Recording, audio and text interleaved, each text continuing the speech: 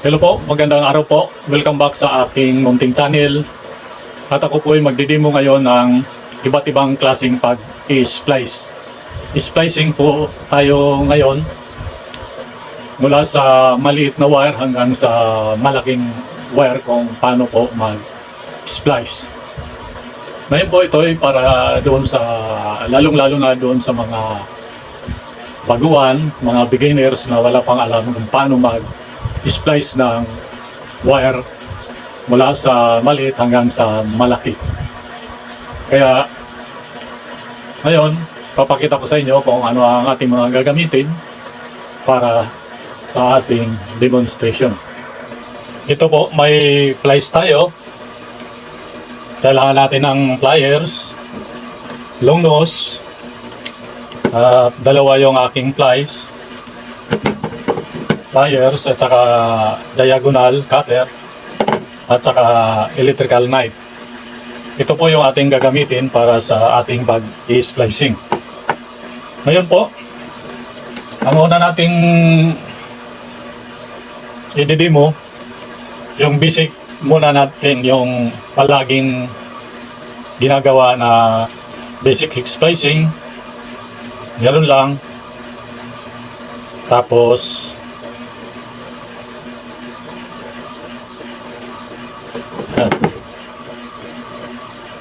ganito lang yung basic na palaging ginagawa.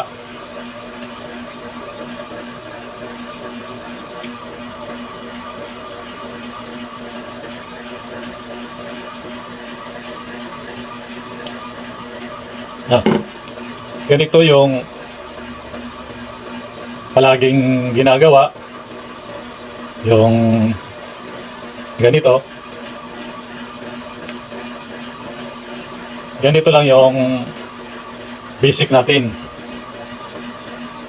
At yung pangalawa naman, yung itatap lang natin dito.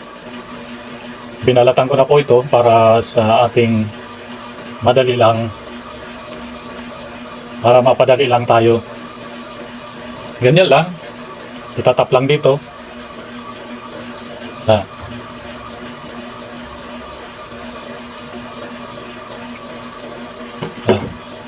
Itan lang.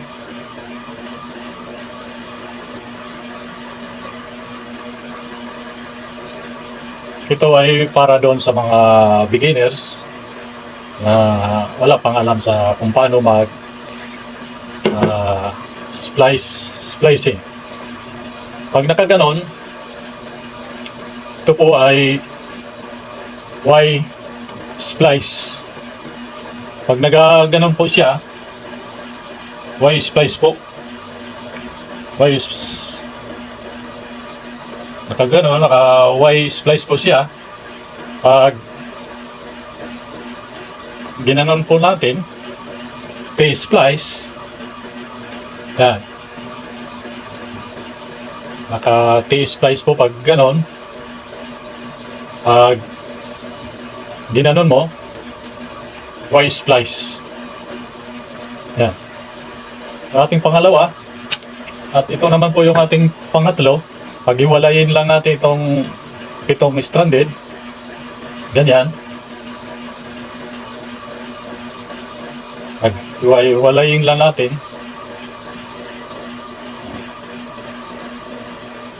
Yan.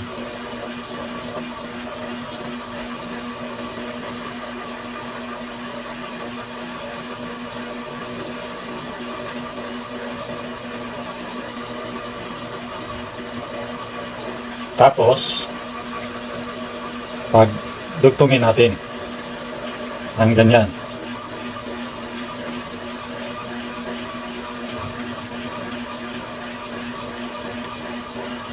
Parang ganyan, oh.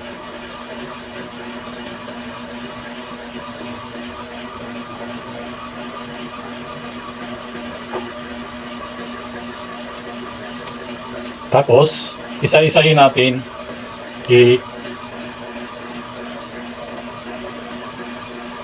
splice dyan. Isa-isahin natin siya.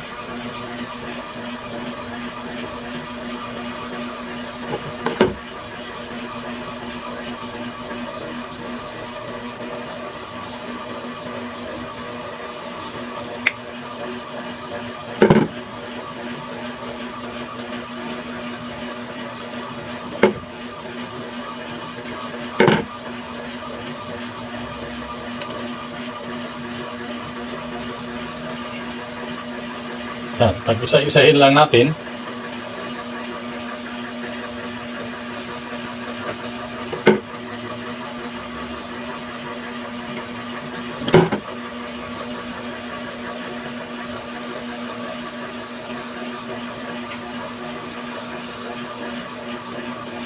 Ganyan lang.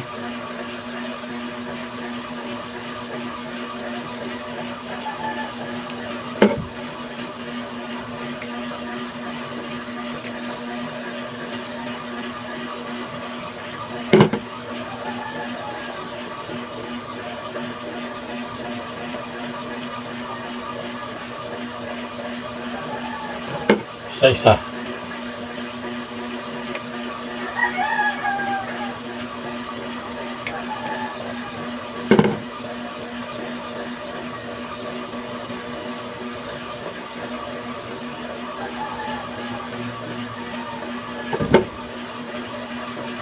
Pasensya na kayo kung maingay yung electric fan namin.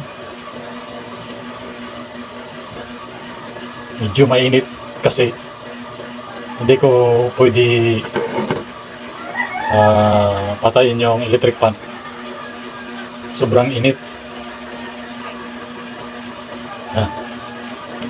Isa-isahin lang, paikot lang, tapos sigpitan.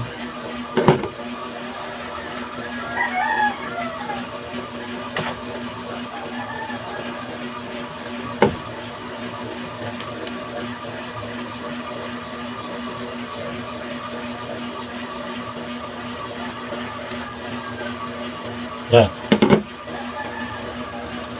Tapos, sa kabila naman. Kung kanina, clockwise, dito naman sa kabila, counterclockwise naman. Tulad ng dati, isa-isahin din.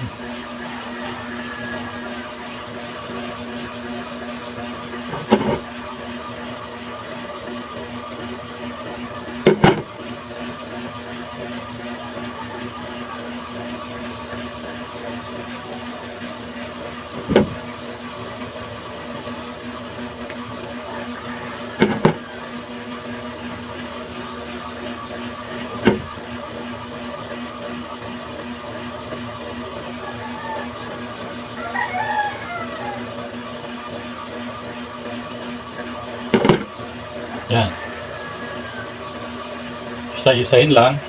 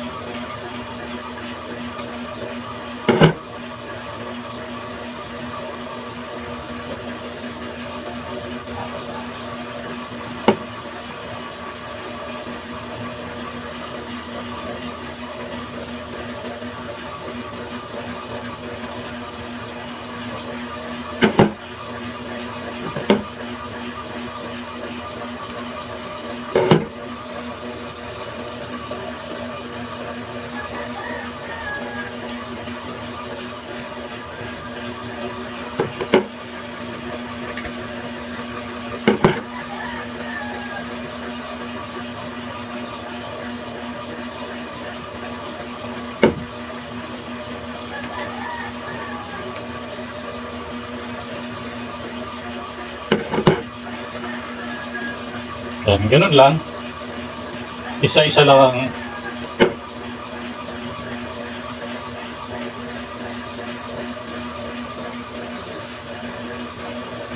para doon sa mga beginners. Yan. Nakikita. Yan. Ganyan lang. Ito yung ating pangatlong pag i-splice ating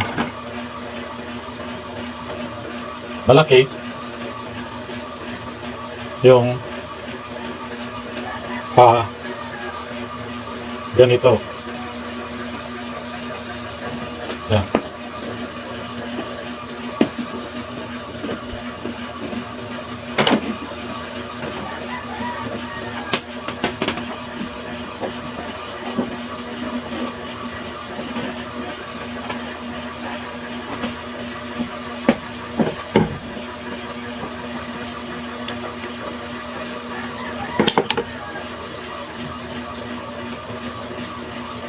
Matigas, gamitan nyo ng lungnos o kaya isa pang plies.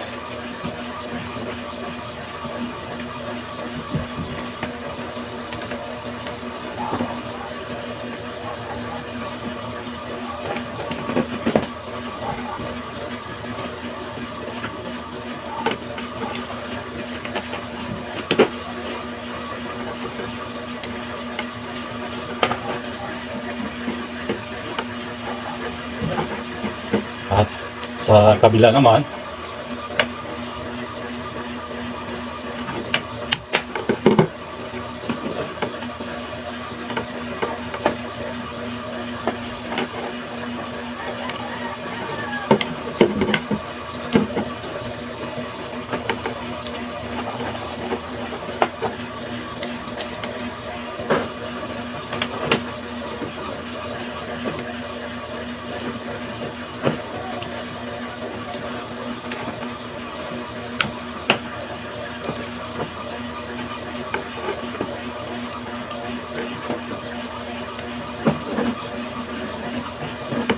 pasensya na kayo kasi ito lang yung available na wire ko dito.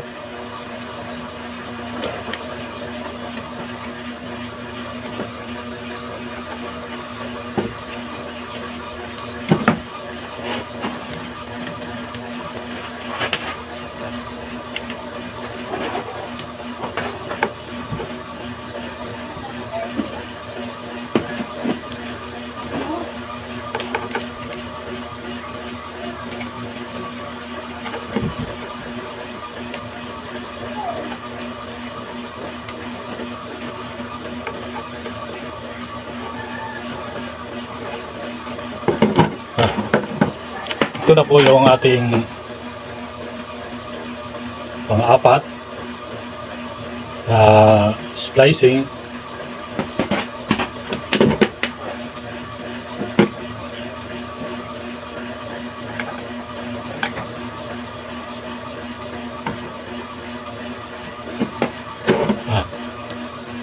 Ito na po.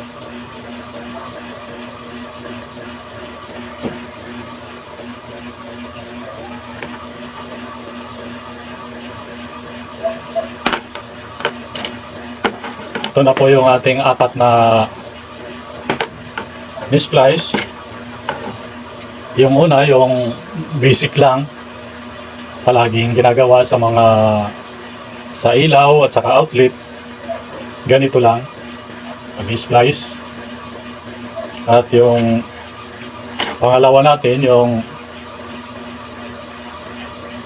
Y-splice. Ito, pag ginano natin, T-splice. Yan. T-splice. Ginanya natin, Y-splice. Yan. At yung pangatlo natin, parang ginanya natin, octopus connection. Yan. Isa natin ito. Ito ang para sa akin itong mas pinakamagandang splicing, ang octopus splice. Ito ang pinakamagandang pag splice dahil talagang isa-isa siya. Matibay talaga siya, hindi talaga kayang matanggal. Kaya ito para sa akin, mas ito ang pinakamagandang pag-splice. At ito naman yung basic din pag-splice. Yung pinagdugtong lang at pinaikot. At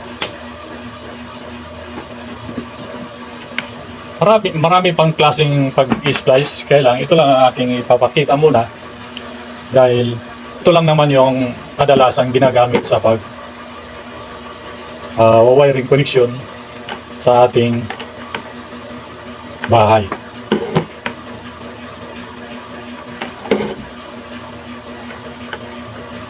Yan. Ito po yung ating apat na basic lang naman ito. Pag-i-splice. Maraming salamat po. Yan po ang basic thing natin. Yung apat na klase lang, yun lang yung aking pinakita dahil yan lang naman yung kadalasang na ginagamit para sa pag-splice sa ating outlet, sa ilaw.